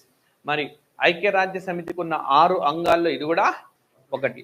ఐక్యరాజ్య సమితికి ఉన్న 5 అంగాలు కూడా న్యూయార్క్ లోనే ఉంటాయి, కానీ ఒకే ఒక అంగం న్యూయార్క్ లో ఉండదు, అదే ఐసీజే. ఎక్కడ ఉంటుంది? ఇది హేగ్ లో ఉంటుంది. మరి దీంట్లో 15 మంది జడ్జీలు ఉంటారు, అందులో ఒకడు అధ్యక్షుడు అవుతాడు. ఇప్పుడు అధ్యక్షుడు అయిన వాడు ఎవడంటే నవాబ్ సలాం. నవాబ్ సలాం ఏ దేశస్తుడంటే లెబనాన్. మరి ఇప్పుడు యునైటెడ్ నేషన్స్ సెక్రటరీ జనరల్ ఎవరు ఇప్పుడు ఆంటోనియో గుటెరస్. ఆయన ఏ దేశం వాడంటే పోర్చుగల్ దేశం వాడు. ప్రస్తుతం మనకు IMF డైరెక్టర్ జనరల్ ఎవరు? IMF ఆమె వరల్డ్ బ్యాంక్ అయినా క్రిస్టలీనా జార్జివా. ఆమె ఏ దేశానికి చెందిన మహిళ అంటే బల్గేరియా, రైట్? సో అన్ని దేశాలకు సంబంధించిన వాళ్ళు ఉన్నారు. ఓకే, ఈ WTO ప్రెసిడెంట్ ఎవరు ఇప్పుడు? డైరెక్టర్ జనరల్ నైజీరియా దేశం చెందిన ఒకాంజీ ఐకివాను. సో ఆమె పేరు కూడా విచిత్రంగానే ఉంటది. వారు నైజీరియా దేశం చెందిన మహిళ. WTOకు నేతృత్వం వహిస్తున్న తొలి మహిళ, తొలి ఆఫ్రికా వాసి కూడా. Okay, she is the first from Africa and also she is the first women to lead. Okay, Nigeria దేశానికి చెందిన. ఇట్లా 4 దేశాలకు చెందిన వాళ్ళు ఒక ప్రెస్టీజియస్ పొజిషన్స్ లో ఉన్నారు కాబట్టి గుర్తుపెట్టుకోండి, రైట్? అండ్ నెక్స్ట్ వచ్చేసి 14th క్వశ్చన్. మనకు IRAH ఇరాహ్ అనేది దీనికి సంబంధించింది. వ్యవసాయ రంగానికి చెందిన ఏ చాట్బోర్డ్, ఏ ఉపాధ్యాయుడు, వ్యవసాయ రంగానికి సంబంధించిన ఏ వ్యాఖ్యాతలు, AI ఫిల్మ్ అన్నాడు. AI film. ఓకే, కృత్రిమ మేధా పైన సినిమా అన్నమాట ఇది. ఇరాహ్ అనేది కృత్రిమ మేధా పైన సినిమా. వ్యవసాయ రంగానికి సంబంధించిన ఏ చాట్బోట్ ఏదంటే ఆమాకుషి AI. ఆమాకుషి అని వచ్చింది. ఏ రాష్ట్రంలో అంటే ఒరిస్సా రాష్ట్రంలో. ఆమాకుషి అనేది ఏ రాష్ట్రంలో వచ్చింది అని అంటే ఒరిస్సా రాష్ట్రంలో. ఓకే, ఒరిస్సా రాష్ట్రంలో వచ్చింది. అండ్ నెక్స్ట్ వచ్చేసి మనకు AI ఉపాధ్యాయుడు అంటే ఏ రాష్ట్రంలో వచ్చారు? Kerala. Iris. Okay, iris. Next వ్యవసాయ రంగానికి ఏ వ్యాఖ్యాతలు? సో మనకు డిడి ఛానల్ ఒకటి ఉన్నది. డిడి ఛానల్లో క్రిష్ అండ్ భూమి, క్రిష్ అండ్ భూమి, రైట్? క్రిష్ అండ్ భూమి ఏఐ కామెంటేటర్స్ అన్నమాట, అంటే యాంకర్స్ అని చెప్పుకోవాలి. వ్యాఖ్యాతలు ఏంటంటే యాంకర్స్ యాక్చువల్గా, రైట్? సో ఈ విధంగా మనకు వీళ్ళు కూడా వార్తలో ఉన్నారు. అండ్ నెక్స్ట్ వచ్చేసి మనకు మార్చి 21, 2024 పుష్పక్ను విజయవంతంగా ప్రయోగించారు. ఇది ఏంటి అని అడుగుతున్నారు. సో రీయూజబుల్ లాంచ్ వెహికల్ అంటే పునర్ వినియోగ వాహక నౌక అని ఉండాలి. సో పునర్ వినియోగ వాహక నౌక, పునర్వినియోగ వాహక నౌక. ఎయిర్ టు ఎయిర్ అంటే గాలి నుంచి గాలిలో ప్రయోగించే క్షిపణి కాదు. తమిళనాడులో కొత్త ఉపగ్రహ ప్రయోగ వేదిక మనకు కులశేఖరపట్నం అని వచ్చింది. ఎప్పుడైనా మన దగ్గర శాటిలైట్స్ ఎక్కడి నుంచి లాంచ్ చేస్తా ఉన్నారు? ఇస్రోని, శ్రీహరికోట. ఇప్పుడు కులశేఖరపట్నం అని చెప్పి కొత్తది వచ్చింది తమిళనాడు, అక్కడి నుంచి లాంచ్ చేయొచ్చు. మరి దీనికి ఆన్సర్ ఏంటంటే రీయూజబుల్ లాంచ్ వెహికల్, పునర్వినియోగ వాహక నౌక. నెక్స్ట్ క్వశ్చన్ వచ్చేసి మనకు పారాలింపిక్ కమిటీ ఆఫ్ ఇండియాకు కొత్త అధ్యక్షుడు ఎవరు? దేవేంద్ర. ఓకే, దేవేంద్ర ఝారియా. సో బాగా ఇప్పుడు పారా ఒలింపిక్స్ జరిగే వరకు కూడా he's considered as the most successful para Olympian. అంటే ఈ 2024 పారా ఒలింపిక్స్ జరిగే వరకు ఆయన సక్సెస్ఫుల్ పారా ఒలింపియన్. ఆయన 2004లో పథకాన్ని గెలిచారు, 2016లో గెలిచారు, 2020లో గెలిచారు. ఈ విధంగా మనకు చాలా సందర్భాల్లో పథకాలు వచ్చాయి. కానీ ఇప్పుడు చాలా మంది వచ్చేసినారు అట్లా. చూడండి, ఇప్పుడు ఈ అవనీ లేఖరా ఈవిడ 2020లో బంగారు పథకాన్ని గెలిచారు, కాంస్య పథకాన్ని గెలిచినారు, 2 గెలిచారు. 2020లో ఒకటే పారాలింపిక్స్ 2 వచ్చినాయి. 2024లో గోల్డ్ మెడల్ సంపాదించిన 2024లో గోల్డ్ మెడల్ సంపాదించిన తొలి క్రీడాకారిణి కూడా ఈమె, మన దేశం నుంచి అవనీ లేఖరా. మొత్తం ఈమెకు 3 పథకాలు వచ్చినాయి, ఒక దాంట్లో 2, ఇప్పుడు 1. విధంగా అవనీ లేఖరా సెన్సేషన్ క్రియేట్ చేశారు, రైట్? నెక్స్ట్ వచ్చేసి మరియప్పన్ తంగవేలు. ఇతనికి 2016లో వచ్చింది, 20లో వచ్చింది, 24లో కూడా. ఓకే, 16, 20, 24 ఈయన కూడా 3 సందర్భాల్లో ఈ పారా ఒలింపిక్లో పథకాలను సాధించినారు, రైట్? నెక్స్ట్ మురళీకాంత్ పెట్కర్. ఈయన భారతదేశం నుంచి పారా ఒలింపిక్స్లో పథకాన్ని సాధించిన తొలి వ్యక్తి. భారతదేశానికి పారా ఒలింపిక్స్లో మొట్టమొదటిసారిగా 1972లో మెడల్ వచ్చింది. ఓకే, 1972లో. సో 1972లోనే ఈయన బంగారు పథకాన్ని సాధించినారు. ఓకే, 1972లోనే బంగారు పథకం. ఒలింపిక్స్లో బంగారు పథకం వచ్చిందా మనకు? ఇయర్ కాదు, మామూలుగా ఇండివిజువల్ కేటగిరీలో ఒకటన్నా వచ్చిందా? షూటింగ్లో అభినవ్ బింద్రాకు వచ్చింది 2008లో. నెక్స్ట్ నీరజ్ చోప్రాకు వచ్చింది, 2 వచ్చినాయి, రైట్? సో పారా ఒలింపిక్స్లో మాత్రం 1972లోనే మనకు వచ్చేసింది. ఓకే, సో విధంగా ఈ 4 కూడా ఇంపార్టెంటే. నీవే ఇప్పుడు మన ఒలింపిక్స్ అయిపోయినాయి, పారాలింపిక్స్ అయిపోయినాయి కాబట్టి మనం డిస్కస్ చేయొచ్చు. నెక్స్ట్ కీర్తి అనే ప్రోగ్రామ్, యాక్చువల్గా ఇట్లా రాయకూడదు ఇది. సో KIRTI ఇది యాక్చువల్గా అబ్రివేషన్ ఇది. సో దేనికి సంబంధించింది ఇది? ఇది గుర్తుపెట్టుకోండి. కీర్తి అనగానే కీర్తి చక్ర, ఓకే, అట్లాంటివి అనిపించి సైన్యం అని పెట్టొద్దు గబుక్కున. ఇది క్రీడకు సంబంధించి Khelo India rising talent identification. ఇది ఇంగ్లీష్లోనే నేర్చుకోవాలి, తెలుగు మీడియం అయినా సరే. Khelo India rising talent identification, right? So Khelo India rising talent identification. So ఈ ప్రోగ్రామ్ అనేది మనకు కీర్తి అంటాం. సో బాగా టాలెంట్ ఉండే వాళ్ళను ప్రోత్సహించడానికి. సో అందుకు ఏం చేయబోతుంది ఈ ప్రోగ్రాంలో భాగంగా భారత్ గ్రామీణ స్థాయిలో పోటీలు పెడుతుంది. ప్రతిభ ఉన్న వాళ్ళకు మండల స్థాయి, అక్కడ ప్రతిభ చూపిన జిల్లా స్థాయికి వస్తారు. జిల్లాల మధ్య పోటీ, రాష్ట్ర స్థాయి నుంచి రాష్ట్రాల మధ్య పోటీలకు తీసుకుపోతారు, నేషనల్. ఇక అట్లా టాలెంట్ ఎవరికైతే ఉందో వాళ్ళను గుర్తించేందుకు ఉద్దేశించింది. సో ఇది క్రీడలకు సంబంధించింది. నెక్స్ట్ 2016లో ప్రవేశపెట్టిన ప్రతికూల వడ్డీ రేటును కింది వాటిలో ఏ దేశం ఇటీవల ఉపసంహరించుకుంది? యాక్చువల్గా నెగిటివ్ ఇంట్రెస్ట్ రేట్ అని ఉంటుంది. సో నెగిటివ్ ఇంట్రెస్ట్ రేట్ను 2016లో ప్రవేశపెట్టి ఇప్పుడు విత్డ్రా చేసుకున్నది, ఉపసంహరించుకుంది. ఏ దేశము? జపాన్ దేశం. ఓకే, నెగిటివ్ ఇంట్రెస్ట్ రేట్ అంటే ఏంటో చెప్తా. మామూలుగా మనం బ్యాంకులో డబ్బులు డిపాజిట్ చేస్తే మనకు ఇంట్రెస్ట్ ఇస్తారు, రైట్? కానీ జపాన్లో 2016లో ఏం చేశారంటే, మీరు బ్యాంకులో డబ్బులు డిపాజిట్ చేస్తే మీకు వడ్డీ కట్ అవుతుంది, రైట్? సో 2%, 3% అని చెప్పిండు అనుకోండి. మామూలుగా అయితే 2% అన్నారు అనుకోండి, 100 రూపాయలు అయితే నెక్స్ట్ చేసాక 102 రూపాయలు అవుతుంది. కానీ జపాన్లో ఏమవుతుంది? 98 రూపాయలు అవుతుంది. ఎందుకు ఇట్లా అనంటే, ప్రజలు వస్తు సేవలను కొనడానికి తెచ్చారు. ఎందుకంటే ఎకానమీ బాగా ఇబ్బందికరంగా మారింది. గవర్నమెంట్ ఏం చేసింది? బ్యాంకులు దాచుకుంటే నీకు డబ్బులు వస్తాయని సేఫ్టీకి పోతావు, అదే నీకు వడ్డీ ఏం కట్ చేస్తానంటే బ్యాంకులో పెట్టావు. ఇంట్లో సేఫ్టీ కాదనుకో, ఏం చేస్తావు? ఫోన్లో ఏదో ఒక వస్తువు ఉంటుందని చెప్పి వస్తు సేవల్ని కొంటాం. వస్తు సేవల్ని కొనడం వల్ల ఓకే ఎకానమీ రివైవ్ అవుతుంది. సో అది ప్రవేశపెట్టింది. కానీ ఇప్పుడు ఎకానమీ కొంచెం కోలుకోవడంతో 2024లో ఉపసంహరించుకున్నది. ఓకే, ఇప్పుడు లేదు. సో రైట్, మరి జర్మనీ దేశం హైడ్రోజన్తో నడిచే ట్రైన్ను మొదటిసారిగా ప్రపంచంలో ఇంట్రడ్యూస్ చేసింది జర్మనీలో.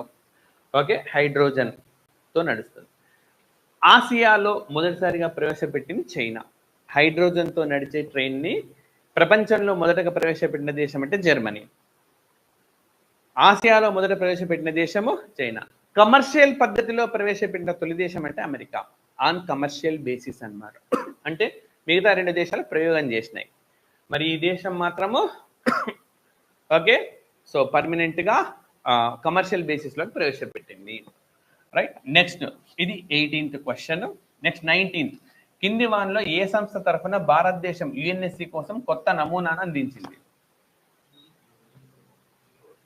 రైట్, సో G4 అనేది కరెక్ట్ ఆన్సర్. మీకు ఇది చెప్తా. యుఎన్ఎస్సిలో పర్మనెంట్ కంట్రీస్ మనకు 5 ఉంటాయి. ఆ దేశాలకు ఏముంటుంది? వీటో అధికారం. సో ఇప్పుడు అది అబ్జెక్షన్ అన్నమాట. చాలా దేశాలు అబ్జెక్షన్ చెప్తున్నాయి, మీ ఒక్కరికి ఎందుకు ఆ వీటో అధికారం, ఇప్పుడు మార్చాలి, ఇప్పుడు డెమోక్రటిక్ సిస్టమ్ తీసుకురావాలని చెప్తున్నాయి. మరి ఏ విధంగా మార్చాలి అన్న దానికి సంబంధించి G4 తరఫున భారతదేశం ఒక నమూనాను ఇచ్చింది, రైట్? సో G4 అని అంటే ఇందులో 4 దేశాలు ఉంటాయి. ఇండియా మాత్రమే కాకుండా జపాన్, జర్మనీ, బ్రెజిల్ ఉంటాయి. సో ఈ 4 దేశాలు కూడా శాశ్వత సభ్యత్వాన్ని కోరుతా ఉన్నాయి. ఓకే, మాకు పర్మనెంట్ మెంబర్షిప్ ఇవ్వడం కోరుతున్నాయి. మరి ఏ విధంగా ఉండాలి అని చెప్పి ఒక నమూనాను ఇచ్చింది. బాగా ఇంపార్టెంట్, ఎందుకనంటే నిజానికి మొన్న సమావేశం జరగాలి. ఒక 15 రోజుల కిందట ఈ యుఎన్ఎస్సిలో మార్పు చేర్పులు చేయడానికి సమావేశం జరగాలి. సమావేశం అంతా కూర్చున్నాక, అందరు కూర్చున్నాక నెక్స్ట్ ఇయర్కి పోస్ట్పోన్ చేసేసారు. ఇండియా ఊహించలేదన్నమాట. ఇంకా సమావేశం జరుగుతుంది కదా, ఇక విజృంభిద్దాం, మనం మాట్లాడదాము ఈ దేశాల తరఫున అనుకుంది. ఈలోపు ఏం చెప్పేసినాడు? ఇప్పుడు కాదు, నెక్స్ట్ ఇయర్కి, నెక్స్ట్ సెషన్కి పోస్ట్పోన్ చేస్తున్నసరికి ఇండియా తీవ్ర స్థాయిలో అసంతృప్తిని కూడా వ్యక్తం చేసింది. వార్తల్లో ఉంది ఈ అంశం కాబట్టి మనం గుర్తుపెట్టుకోవాలి, రైట్? నెక్స్ట్ క్యారికామ్ అని అంటే కరేబియన్ కమ్యూనిటీ అని అర్థం. ఓకే, కరేబియన్ దేశాలంటే ఏమేమి ఉంటాయి? వెస్టిండీస్, అక్కడ ఆ ప్రాంతంలో ఉండేవన్నీ కరేబియన్. ఈ కరేబియన్ కమ్యూనిటీ భారతదేశానికి శాశ్వత సభ్యత్వం ఇవ్వాలని చెప్పి గట్టిగా కోరుతున్న ఒక కూటమి. వాళ్ళు మనకు బాగా సపోర్ట్ చేస్తున్నారు. మనకు సపోర్ట్ చేసే వాళ్ళు ఉన్నారు, మనకు సపోర్ట్ చేయని వాళ్ళు ఉన్నారు. కరేబియన్ కమ్యూనిటీ పెద్ద ఎత్తున భారత్ సపోర్ట్ చేస్తూ ఉన్నది. L69 అని చెప్పి అభివృద్ధి చెందుతున్న దేశాల కూటమి ఒకటి ఉన్నది. వీళ్ళు పెద్ద ఎత్తున భారత్ సపోర్ట్ చేస్తున్నారు. భారతదేశానికి ఇవ్వాల్సిందే, ప్రపంచంలో అతిపెద్ద ప్రజాస్వామ్య దేశం, ఇప్పుడు జనాభా పరంగా కూడా నెంబర్ 1 ప్లేస్లో ఉన్నది. వాళ్ళకి ఇవ్వకపోతే ఎట్లా అని చెప్పి మనకు మద్దతు ఇస్తున్నారు. G77 కూడా భారత్కు మద్దతుదారు. నిజానికి వీళ్ళందరూ కూడా మనకు ఇంటర్ గవర్నమెంటల్ ప్రాసెస్ అని చెప్పి అందులో భాగంగా ఉన్నాయి. G4 ఉంది, Caribbean community, G77, L69, Arab league, okay, coffee club అని ఇట్లా రకరకాల దేశాలు అవి చర్చిస్తున్నారు ఏ విధంగా ఓకే యుఎన్ఎస్సిని మార్చాలని. బట్ భారతదేశం ఒక నమూనాని ఇచ్చింది. ఏ కూటమి తరఫున నమూనాని ఇచ్చింది? G4 తరఫున నమూనాని ఇచ్చింది. నెక్స్ట్, మరి హ్యూమన్ డెవలప్మెంట్ ఇండెక్స్ లో భారత్ కు ఎన్నో స్థానంలో ఉన్నది? 134. మానవాభివృద్ధి సూచిలో భారత్ 134 ర్యాంక్ లో ఉన్నది, రైట్? సో ఇంకా మిగతా ఏం పెద్ద ఇంపార్టెంట్ గా. నెక్స్ట్, నికిటిన్ సీమౌంట్ ఇందులో భాగం, వార్తల్లో ఉంది. సో చాలా ఇంపార్టెంట్ ఇది కూడా. నికిటిన్ సీ మౌంట్ ఎందులో భాగం అంటే మనకు హిందూ మహాసముద్రంలో భాగం. సో మనం ఇండియా ఇట్లా ఉంటుంది కదా, శ్రీలంక ఇట్లా ఉంటుంది, దాదాపు ఇక్కడ ఉంటుంది నికిటిన్ సీ మౌంట్. కంపల్సరీ గుర్తుపెట్టుకోండి, నికిటిన్ సీ మౌంట్ అంటాం. యాక్చువల్గా మనకు ఎక్స్క్లూజివ్ ఎకనామిక్ జోన్ ఎంతవరకు ఉంటుంది? 200 నాటికల్ మైల్స్ అవతల ఉంటుంది. ఇప్పుడు ఇక్కడ తవ్వకాలు చేపట్టాలంటే మనం పర్మిషన్ తీసుకోవాలి. ఎవరి పర్మిషన్ అంటే ఇంటర్నేషనల్ సీబెడ్ అథారిటీ పర్మిషన్ తీసుకోవాలి మనం. సో జమైకాలో ఉంటుంది. సో నికిటిన్ సీ మౌంట్ లో మేము తవ్వకాలు చేపడతాం, పర్మిషన్ ఇవ్వండి అని కోరింది. ఇదొకటి. రెండవది క్లేరియాన్ అని చెప్పి మరొక ప్రాంతంలో కూడా తవ్వకాలు చేపట్టడానికి పర్మిషన్ కోరింది. క్లేరియాన్ క్లిప్పర్టాన్ పూర్తి పేరు,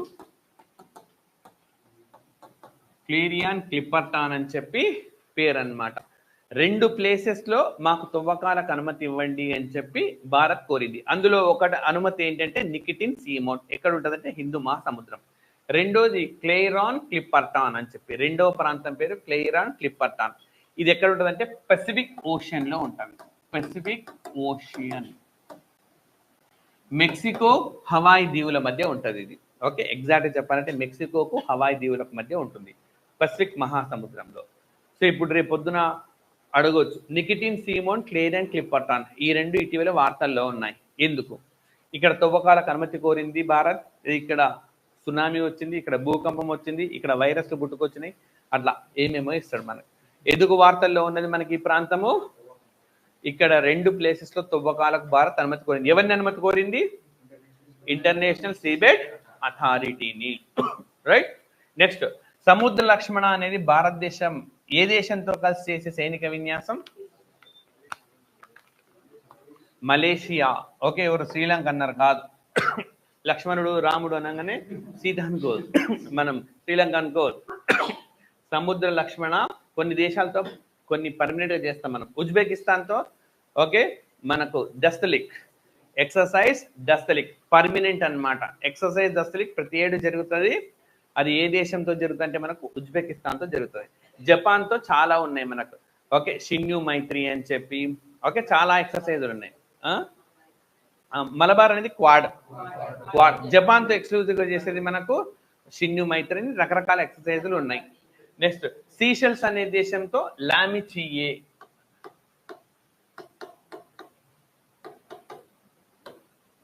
లామిటియే.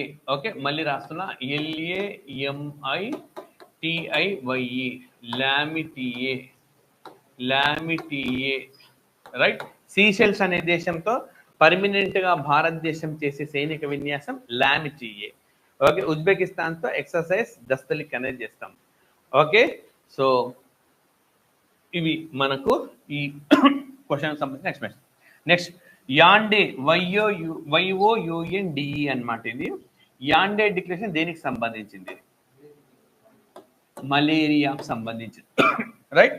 So malaria, so right, malaria ఈ ఆఫ్రికా కాంటినెంట్లో బాగా విజృంభిస్తుంది. ఓకే, ఆసియాలో కూడా బాగా విజృంభిస్తుంటుంది. అయితే ఈ ఆఫ్రికా దేశాలన్నీ కూడా మొన్న యాండే అనే ప్లేస్ సమావేశం ఈ సంవత్సరం జరిగింది ఇది. సో వాళ్ళందరి 11 దేశాలు మొదటి రోజు సంతకం చేసేసినాయి. ఎట్టి పరిస్థితుల్లో 2030 నాటికి మలేరియా మరణాలు ఉండకూడదు. ఓకే, మలేరియాను పూర్తి స్థాయిలో మనం కట్టడి చేయాలి అన్న ఉద్దేశంతో మనకు యాండే డిక్లరేషన్ జరిగింది. బాగా ఇంపార్టెంట్, యాండే డిక్లరేషన్ దేనికి సంబంధించింది అని అడుగుతాడు. ఏం కట్టడికి అంటాడు? మలేరియా కట్టడికి. ఓకే, మలేరియా కట్టడికి. ఇంతకుముందు వచ్చిన పాట్నా డిక్లరేషన్ పక్షుల వలస కాదు, ఏ పక్షి అయినా సరే, వలస వచ్చే పక్షులే కాదు, ఏ పక్షినైనా సంరక్షించడం. రైట్. నెక్స్ట్, మరి నెక్స్ట్ క్వశ్చన్, ప్రపంచంలో అబార్షన్ హక్కులను రాజ్యాంగంలో పొందుపరిచిన తొలి దేశం ఏది? ఫ్రాన్స్ దేశం. ఓకే, ఫ్రాన్స్ దేశం అబార్షన్ ను కాన్స్టిట్యూషనల్ రైట్ గా మార్చేసింది, రాజ్యాంగ హక్కుగా మార్చింది.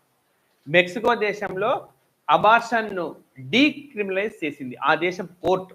ఇక్కడేమో పార్లమెంటు మార్చింది. రాజ్యాంగాన్ని ఎవరు సవరిస్తారు? పార్లమెంట్. ఎక్కడైనా పార్లమెంట్ ఏం చేసింది? ఫ్రాన్స్ పార్లమెంట్ ఒక రాజ్యాంగ హక్కుగా చేసింది. మెక్సికో గురించి చెప్తున్నాను. మెక్సికోలో ఇప్పటి వరకు అబార్షన్ అనేది నేరం. సో మెక్సికోలో అబార్షన్ను నేరం కాదు అని చెప్పి ఆ దేశ కోర్టు ప్రకటించింది. ఇది వాళ్ళకు హక్కు, మహిళలకు ఉన్న హక్కు, దీన్ని నేరంగా పరిగణించరాదు అని చెప్పి మెక్సికో కోర్టు తీర్పు చెప్పింది. ఇది అటు ఇటు ఇటు చేసి ఇస్తాడు కాబట్టి జాగ్రత్తగా గుర్తుపెట్టుకోవాలి. ఓకే, మయన్మార్లో కూడా రీసెంట్గా ఒక చట్టం వచ్చింది. ఏంటి అని అంటే యూత్ మొత్తం కంపల్సరీగా సైన్యంలో చేరాల. రైట్, అడుగుతాడు యూత్ మొత్తం కంపల్సరీగా సైన్యంలో చేరాలని ఇటీవల చట్టం చేసిన దేశం ఏది అని అడుగుతాడు. ఏ దేశం అది? మయన్మార్ దేశం. మయన్మార్ దేశం చట్టం చేసింది. రైట్, జైళ్ళలో ఉండే ఖైదీలు సైన్యంలో చేరేలా ఆప్షనల్, కంపల్సరీగా ఐచ్ఛికం అనమాట. చేరాలంటే చేరొచ్చు అని చెప్పి చట్టం చేసిన దేశం ఏదంటే ఉక్రెయిన్. రెండు దేశాలు ఇబ్బందులు పడతా ఉన్నాయి. ఉక్రెయిన్ ఏమో రష్యాతో ఇబ్బంది పడుతుంది, మయన్మార్ ఏమో ఒకవైపు మిలిటరీ గవర్నమెంట్, ఒకవైపు ఉగ్రవాదులు, ఒకవైపు ఏమో ఆ దేశంలోనే ప్రజాస్వామ్యం కావాలని చెప్పి పోరాడుతున్న ప్రజలు. ఇంతమందిని ఎదుర్కోవాలంటే సైన్యం లేదు కాబట్టి సైన్యం కంపల్సరీ చేసింది. ఉక్రెయిన్లోనేమో రష్యాతో ఇబ్బంది పడతా ఉన్నది కాబట్టి ఖైదీలకు ఆప్షన్ ఇచ్చాడు. రైట్, మీరు చేరాలంటే చేరవచ్చు, కాకపోతే తీవ్ర నేరాలు చేసి శిక్ష అనుభవిస్తున్న వాళ్ళని అనుమతించారు, చిన్న చిన్న నేరాలు చేసిన వాళ్ళకి అనుమతిస్తూ ఉన్నారు. రైట్, సో బెల్జియం కూడా ఒకటి చేసింది. సో ఇదేంటంటే ఇకోసైడ్ని నేరంగా ప్రకటించిందంటే పర్యావరణానికి హాని కలిగించడం నేరము. యూరప్లో ఈ తరహా చట్టం చేసిన తొలి దేశం అదే. సో ఇప్పుడు మీరు బెల్జియంకి వెళ్ళాలనుకుంటున్నారంటే సంతకం తీసుకుంటాడు, ఎట్టి పరిస్థితుల్లో నేను పర్యావరణానికి హాని కలిగించాను, ఇన్ కేస్ నా వల్ల పర్యావరణానికి ఏదైనా హాని కలిగితే నేను జైలు శిక్ష అనుభవిస్తాను. అంటే పర్యాటకులైనా సరే స్థానికులైనా సరే దేనికి హాని కలిగించకూడదు? పర్యావరణానికి. ఆ విధంగా ఇకోసైడ్ అన్నాడు దాన్ని, ఇకోసైడ్. రైట్, సో ఇకోసైడ్ ను చేసిన యూరప్ దేశం ఏది అని అడిగితే ఆన్సర్ ఏంది? Belgium. Right, next operation Indravati ఏ దేశానికి సంబంధించింది? హైతీ. సో హైతీలో ఇటీవలే అంతర్గత పోరు జరిగింది. రైట్, అంటే ఆ దేశంలోని ఫ్యాక్షన్సే ఒకరిపై ఒకరు దాడులు చేస్తున్నారు. మరి ఎంబడే గవర్నమెంట్ ఆఫ్ ఇండియా మన వాళ్ళని రక్షించడం కోసం ఈ ఆపరేషన్ ఆపరేషన్ ఇంద్రావతిని చేపట్టి మన వాళ్ళను సురక్షిత ప్రాంతాలకు తరలించింది. ఉక్రెయిన్లో మన వాళ్ళు ఇరుక్కుపోతే ఉద్యమం స్టార్టింగ్ ముందు ఏ ఆపరేషన్ తీసుకొచ్చారు? గంగా, ఆపరేషన్ గంగా చేపట్టి తీసుకొచ్చారు. తుర్కీ దేశంలో భూకంపం వచ్చింది. ఓకే, సో మనం రెస్క్యూ ఆపరేషన్స్, ఆపరేషన్ దోస్. మయన్మార్లో కూడా అంతర్యుద్ధం ప్రారంభమైన ఓకే, ఒక తుఫాన్ వచ్చింది, పెద్ద ఎత్తున తుఫాన్ వచ్చింది మయన్మార్ దేశంలో. సో తుఫాన్లో భారతదేశం సహాయం చేసింది, ఆపరేషన్ కరుణ. ఓకే, ఆపరేషన్ కరుణ. మోచా, ఆ తుఫాన్ పేరు ఏంటంటే మోచా తుఫాన్ అన్నమాట. రైట్, సో ఈ విధంగా మనకు ఓకే ఈ 4 అంశాల గురించి చర్చించాం. నెక్స్ట్ కింది వాన్లో విషాణు యుద్ధ అభ్యాసం. విషాణు ఓకే ఎక్సర్సైజ్. విషను యాక్చువల్గా విజన్ కాదు, విషాణునే. ఓకే, విషాణు అంటే విషం, పాయిజన్, దీని అర్థం కూడా పాయిజనే. ఓకే, విజన్ కాదు ఇది. విషాణు యుద్ధ అభ్యాసం సంబంధించిన ప్రదేశం ఏదని అడిగారు. ఈ ట్రాన్స్లేషన్స్ ఓకే, ఇది సెప్టెంబర్లోనే జరిగింది అజ్మీర్లో. మీకు కాన్సెప్ట్ చెప్తే అర్థమవుతుంది. విష పురుగులు అంటే ఏంటివి? వైరస్లు. సో ఈ వైరస్లను అడ్డుకోవాలి. సో వైరస్లు వ్యాప్తి చెందకుండా మన చుట్టుపక్కల పరిసర ప్రాంతాలను ఏ విధంగా క్లీన్గా ఉంచుకోవాలి అని చెప్పి ఐసీఎంఆర్ వాళ్ళు, ఈ విధంగా మెడికల్ అంటే వైద్య రంగ కేంద్ర మంత్రిత్వ, మన వైద్య మంత్రిత్వ శాఖ వాళ్ళు, వీళ్ళందరూ కలిసి విషాణు యుద్ధ అభ్యాస్, దాని పేరు. విషాణు అంటే విష పురుగులు, వైరస్ అని అట్లా పేరు పెట్టారు. సో అవగాహన కల్పించడం అన్నమాట. పరిసరాలను ఏ విధంగా ఉంచుకోవాలి, మీరు పొద్దున ఎలాంటి జాగ్రత్తలు తీసుకోవాలి, 8 లోపల ఎలాంటి వైరస్లు ఉంటాయి, ఓకే ఎండలో ఉన్నప్పుడు ఎంత సేఫ్టీ ఉంటుంది, మీరు ఏ విధంగా పర్యావరణాన్ని సంరక్షించుకోవాలి, చెట్లు పెంచుకుంటుంటే ఏ విధమైన జాగ్రత్తలు తీసుకోవాలి, అన్ని ఇందులో ఇస్తూ ఉన్నారు. సో ఈ సంవత్సరం ఇది జరిగింది. ఇది ఇప్పుడు మొన్న సెప్టెంబర్ 1st వీక్లో జరిగింది. ఎక్కడ అంటే అజ్మీర్, రాజస్థాన్లోని అజ్మీర్లో నిర్వహించారు. ఓకే, బాగా ఇంపార్టెంట్ అది. నెక్స్ట్ సెప్టెంబర్ 2000 మొదటి వారంలో ప్రధానమంత్రి నరేంద్ర మోడీ ఏ దేశాలను సందర్శించారు? Brunei, Singapore. మరి బ్రూనై దేశానికి పర్యటించిన తొలి ప్రధానమంత్రి ఎవరంటే నరేంద్ర మోడీ. ఓకే, అదేవిధంగా లాస్ట్ మంత్ ఉక్రెయిన్ కూడా వెళ్ళాడు. ఉక్రెయిన్ స్వతంత్ర దేశం అయినాక అక్కడ పర్యటించిన తొలి ప్రధాని కూడా నరేంద్ర మోడీ. అంటే ఉక్రెయిన్ 1991-92లో స్వతంత్ర దేశం అయింది, రష్యా నుంచి విడిపడిపోయింది. ఆ విధంగా అది విడిపడినాక పర్యటించిన తొలి ప్రధాని ఎవరు? Narendra Modi. Right. And next బ్రూనైకి వెళ్ళారు. ఏషియన్ అని కూటమి ఉన్నది కదా, Association of South East Asian Nations, ఆగ్నేయ ఆసియా దేశాల కూటమి. ఆగ్నేయ ఆసియా దేశాల కూటమికి ఓకే యాక్ట్ ఈస్ట్ పాలసీలో భాగంగా బ్రూనైకి వెళ్ళారు. సో బ్రూనైతో మనకు ఆయిల్ సంబంధించి రకరకాల ఒప్పందాలు చేసుకున్నారు. అదేవిధంగా మనకు సింగపూర్కి వెళ్ళారు. సింగపూర్తో మన సంబంధాలను ఇప్పుడు స్ట్రాటజిక్ స్థాయికి పెంచారు, వ్యూహాత్మక స్థాయికి. ఇప్పటిదాకా మన దేశానికి సింగపూర్కి వ్యూహాత్మక సంబంధాలు లేవు, స్ట్రాటజిక్ లేదు. కానీ ఇప్పుడు భారతదేశానికి సింగపూర్కి మధ్య స్ట్రాటజిక్ అగ్రిమెంట్ కుదిరింది. అదేవిధంగా సెమీ కండక్టర్ల విషయంలో కూడా భారత్కి సింగపూర్కి మధ్య అగ్రిమెంట్ కుదిరింది. రైట్. ఏ రెండు దేశాల కంటే ఇవి. ఓకే. సో మరి తైమూర్ లెస్తే ఫిజీ, న్యూజిలాండ్, ఈ మూడు ఉన్నాయి కదా. తైమూర్ లెస్తే ఫిజీ, న్యూజిలాండ్, ఈ మూడు దేశాలకు ఈ మొన్న ఆగస్టు నెలలో పర్యటించిన భారతదేశ ఓకే అత్యున్నత అధికారి ఎవరు? రాష్ట్రపతి. ఓకే. తైమూర్ లెస్తే ఫిజీ, న్యూజిలాండ్, ఈ మూడు దేశాలను పర్యటించింది ఎవరనంటే ద్రౌపది ముర్ము పడింది. తైమూర్ లెస్తే ఫిజీ, ఈ రెండు దేశాలు తమ దేశ అత్యున్నత పౌర పురస్కారాలను కూడా ఇచ్చినాయి. ఎవరికంటే భారత రాష్ట్రపతి ద్రౌపది ముర్ము గారికి ఇచ్చినాయి. గుర్తుపెట్టుకోండి. రైట్. సో అడుగుతాడు అనమాట, ఇవి ఎవరు ఇచ్చినారు ఎవరు ఇవ్వలేదు అట్లా. సో తైమూర్ లెస్తే ఫిజీ, ఈ రెండు దేశాలు అత్యున్నత పౌర పురస్కారాన్ని ఇచ్చినాయి. రైట్. అండ్ ఓకే నెక్స్ట్ వచ్చేసి మనకు అపరాజిత బిల్లు ఏ రాష్ట్రానికి సంబంధించింది? వెస్ట్ బెంగాల్ రాష్ట్రానికి సంబంధించింది. రైట్. ఎందుకనే ఇటీవల అక్కడ ఒక వైద్యురాల పైన అత్యాచారం జరిగింది.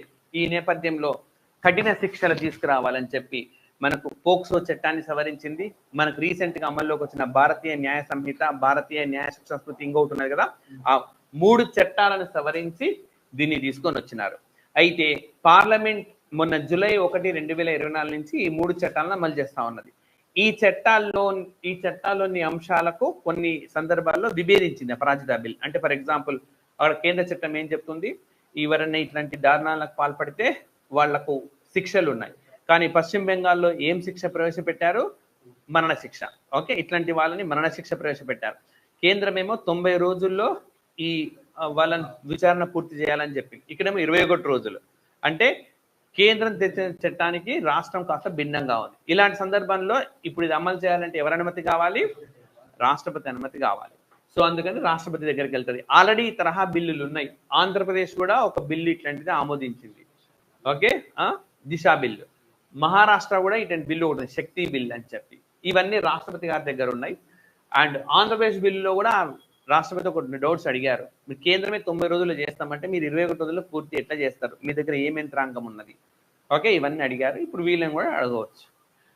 సో ఇది మనకు అపరాజిత బిల్లు పశ్చిమ బెంగాల్ రాష్ట్రానికి సంబంధించింది. అండ్ నెక్స్ట్ భారతదేశంలోని ఏ నగరంలో ఇది వేదాస్, ఇది బై మిస్టేక్ వచ్చింది, Vedas 3D museum, Vedic okay వేదాలకు సంబంధించిన 3D మ్యూజియం అన్నమాట. ఎక్కడ రాబోతున్నది? వారణాసి. ఓకే. వారణాసిలో రాబోతున్నది. ఓకే. మా ప్రధానమంత్రి నియోజకవర్గంలో. ఉజ్జయినిలో వేదిక్ క్లాక్ వచ్చింది ఆల్రెడీ. ఉజ్జయిన్లో వేదిక్ క్లాక్, ఉజ్జయిన్లో వేదిక్ క్లాక్ వచ్చింది. న్యూఢిల్లీలో సిఎస్ఐఆర్ వాళ్ళు ఒక కొత్త అటామిక్ క్లాక్ అని ప్రవేశపెట్టారు. ఓకే. న్యూఢిల్లీలో సిఎస్ఐఆర్ వాళ్ళు అటామిక్ క్లాక్ ను ప్రవేశపెట్టారు. అండ్ ఓకే మనకు ఉత్తరాఖండ్లో ఉంటుంది, దేవస్థల్ అనేది ఉత్తరాఖండ్లో ఉంటుంది. ఇక్కడ మనకు లిక్విడ్ మిర్రర్ టెలిస్కోప్ వచ్చింది. భారతదేశంలో మొట్టమొదటి లిక్విడ్ మిర్రర్ టెలిస్కోప్. ఇంతే కాదు, దీని ప్రత్యేకత ఏంటంటే ఆసియాలోనే అతిపెద్ద లిక్విడ్ మిర్రర్ టెలిస్కోప్ ఇది. ఉత్తరాఖండ్లోని దేవస్థల్లో వచ్చింది లిక్విడ్ మిర్రర్ టెలిస్కోప్. భారతదేశంలో మొదటి లిక్విడ్ మిర్రర్ టెలిస్కోప్, ఆసియాలోనే అతిపెద్దది. ద్రవ దర్పణపు టెలిస్కోప్ అనుకోవచ్చు మనం. ద్రవ దర్పణపు టెలిస్కోప్, ద్రవ దర్పణపు టెలిస్కోప్. లాస్ట్ క్వశ్చన్ ఉన్నది మనకు. కింది వారిలో విపత్తు ప్రమాద తగ్గింపు కోసం ఐక్యరాజ్యసమితి కార్యాలయానికి ఎవరు నాయకత్వం వహిస్తున్నారు? United Nations Disaster Risk Reduction, ఇది organisation. United Nations Disaster Risk Reduction అంటాం. అంటే విపత్తు జరిగినప్పుడు మనకు తీవ్ర నష్టం జరగకుండా లైక్ ఆ నష్టాన్ని కాస్త తగ్గించేందుకు ఉద్దేశించిన దీనికి ఎవరు నేతృత్వం వహిస్తున్నారు? ఓకే, కమల్ కిషోర్. గుర్తుపెట్టుకోండి, భారతదేశానికి చెందినవాడు అపాయింట్ అయ్యాడు. సో విపత్తు ప్రమాద తగ్గింపు కోసం ఐక్యరాజ్య సమితి రైట్ కార్యాలయానికి నాయకత్వం వహిస్తున్నది భారతీయుడిన కమల్ కిషోర్. ఈయనను డిసాస్టర్ ఎక్స్పర్ట్ గా గుర్తించారు. అంటే విపత్తు నిర్వహణ ఆయనకు ప్రత్యేకమైన పరిజ్ఞానం, ఆ సమయంలో ఆయన అద్భుతంగా పనిచేస్తారు. సో ఈ అరిందమ్ బాగ్చి మీకు ఒకటి చెప్తాను, యుఎన్ఓ మనకి ప్రధాన కార్యాలయం ఎక్కడ ఉంటుంది? న్యూయార్క్. సేమ్ న్యూయార్క్ లో ఏవైతే ఆఫీసులు ఉంటాయో అవే ఆఫీసులు జెనీవాలో కూడా ఉంటాయి. సేమ్ ఆఫీసులు ఉంటాయి, బ్రాంచెస్ అన్ని. మరి ఇప్పుడు యుఎన్ఓలో భారతదేశం నుంచి శాశ్వత ప్రతినిధిగా పర్వతనేని హరీష్ ఓకే ఇప్పుడు అపాయింట్ అయినారు. మొన్నటిదాకా ఎవరుండే? అరిందమ్ బాగ్చి అంట. రుచిరా కాంబోజ్ ఉండే. రుచిరా కాంబోజ్ రిటైర్ అయిపోయినారు. రుచిరా కాంబోజ్ ప్లేస్ లో ఎవరు వచ్చారు? పర్వతనేని హరీష్. మన ఉస్మానియా యూనివర్సిటీలో చదువుకున్నవారు ఆయన, పర్వతనేని హరీష్. సో ఆయన ఇంజనీరింగ్ చదివారు, గోల్డ్ మెడల్ కూడా సంపాదించారు ఆయన చదివినప్పుడు. పర్వతనేని హరీష్ ఇప్పుడు శాశ్వత ప్రతినిధిగా ఎక్కడున్నారనంటే న్యూయార్క్లో. మరి జెనీవాలో కూడా ఆఫీసులు ఉన్నాయి కదా, అక్కడ శాశ్వత ప్రతినిధిగా అరిందమ్ బాగ్చి. సో జెనీవాలో శాశ్వత ప్రతినిధిగా అరిందమ్ బాగ్చి ఉన్నారు. Arindam Bagchi. Next ADB, Asian development bank ప్రతి దేశానికి ఒక ప్రతినిధిని అపాయింట్ చేస్తుంది. ఓకే, ప్రతి దేశానికి ఒక ప్రతినిధి ఏషియన్ డెవలప్మెంట్. మన దేశానికి ఇప్పుడు ఎవరు అపాయింట్ అయ్యారంటే మియో ఒక. ఓకే, మియో ఒక. ఓకే, ప్రతి దేశానికి ఎవరు ఉంటారో ఒక ప్రతినిధి, ఆ ఒక ప్రతినిధి మియో ఒక మనకు. ఓకే, అన్నిట్లో ఒకనే ఉన్నది. ఓకే, సో ఈ విధంగా ఈ నలుగురిని కూడా గుర్తుపెట్టుకోండి. నలుగురు కూడా మనకు బాగా ఇంపార్టెంట్. ఓకే, సో ఇవి మనకు కరెంట్ అఫైర్స్కు సంబంధించినవి రైట్.